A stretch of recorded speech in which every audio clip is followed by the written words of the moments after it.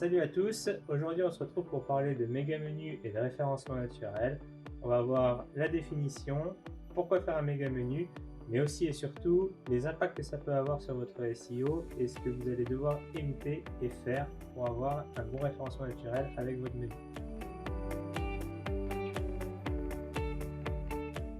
Alors, le méga menu, qu'est-ce que c'est?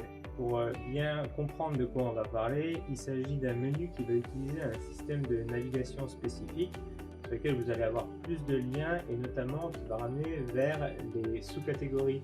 Ça va vous permettre de proposer beaucoup plus de pages et de limiter le nombre de clics.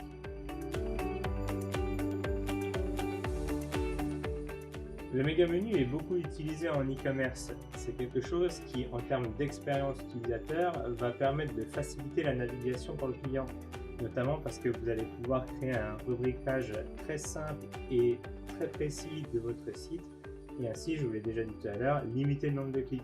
Mais aussi et surtout, vous allez pouvoir montrer tout ce que le site offre dès le menu.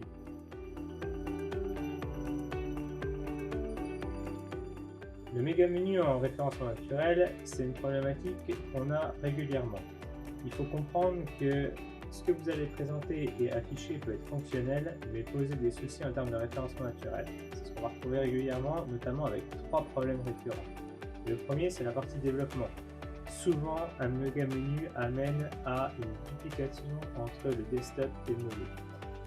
Deuxième problème qu'on retrouve très souvent aussi, c'est qu'un méga menu va un peu casser la structure de votre champ sémantique. Plus vous allez aller en profondeur dans vos pages, plus vous allez vouloir proposer un champ sémantique spécifique.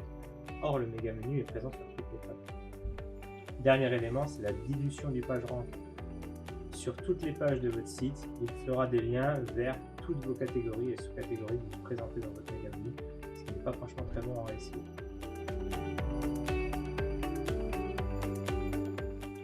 Alors, qu'est-ce que l'on peut proposer pour essayer de répondre à ces problématiques? Il y a plusieurs éléments qui vont venir vous aider à travailler votre méga menu de manière SEO.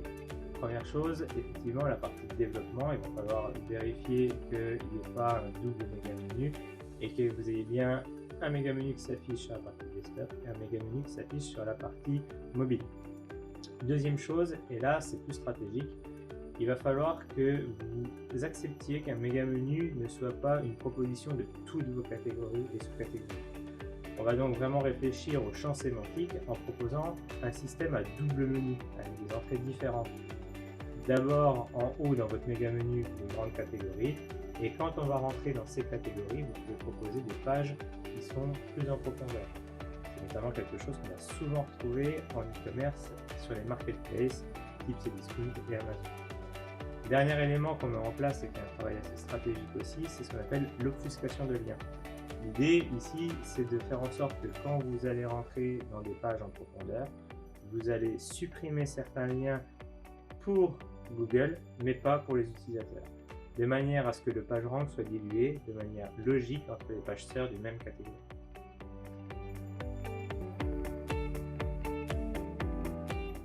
En conclusion, le méga menu, c'est un petit peu un mélange entre l'expérience utilisateur et le référencement naturel. L'objectif est de proposer une navigation plus fluide pour vos utilisateurs, tout en gardant quand même les bonnes bases de votre référencement naturel.